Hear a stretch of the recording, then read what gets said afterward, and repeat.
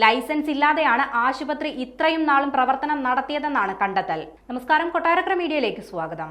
കൊട്ടാരക്കരയിൽ പ്രവർത്തിക്കുന്ന സ്വകാര്യ ആശുപത്രിയായ വിജയ ഹോസ്പിറ്റലിനെതിരെ മറ്റൊരു ഗുരുതര ചട്ടലംഘനം കൂടി കണ്ടെത്തിയിരിക്കുകയാണ്. ലൈസൻസ് ഇല്ലാതെയാണ് ആശുപത്രി ഇത്രയും നാളും പ്രവർത്തനം നടത്തിയതെന്നാണ് കണ്ടെത്തൽ.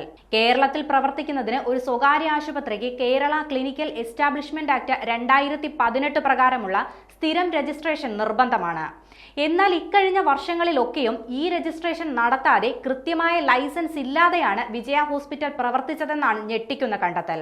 കൊട്ടാരക്കര മുനിസിപ്പാലിറ്റിയുടെ ഹോസ്പിറ്റൽ ലൈസൻസും പാരാമെഡിക്കൽ ലൈസൻസും മാത്രം ഉപയോഗിച്ചാണ് നിലവിൽ വിജയ ഹോസ്പിറ്റൽ പ്രവർത്തിക്കുന്നതെന്നാണ് മനുഷ്യാവകാശ കമ്മീഷന്റെ റിപ്പോർട്ടിൽ നിന്നും വ്യക്തമാകുന്നത്.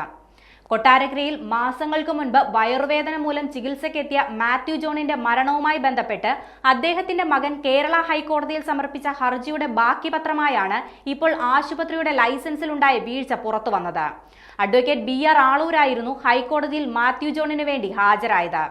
രോഗികളെ കൊള്ളലാഭത്തിനു വേണ്ടി ഉപയോഗിക്കുകയാണ് വിജയ ഹോസ്പിറ്റലിലെ ഡോക്ടർമാർ ചെയ്യുന്നതെന്നാണ് ആരോപണമുയരുന്നത്.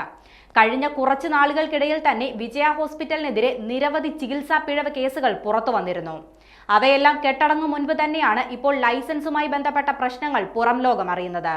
വെറുമൊരു ക്ലിനിക്ക് നടത്താൻ മാത്രമുള്ള ലൈസൻസ് ഉപയോഗിച്ചുകൊണ്ടാണ് ഇത്രയും കാലം വലിയൊരു ആശുപത്രി കെട്ടിപ്പൊക്കി കൊട്ടാരക്കരയുടെ നഗരമധ്യത്തിൽ തന്നെ വിജയ ആശുപത്രി പ്രവർത്തിച്ചത്.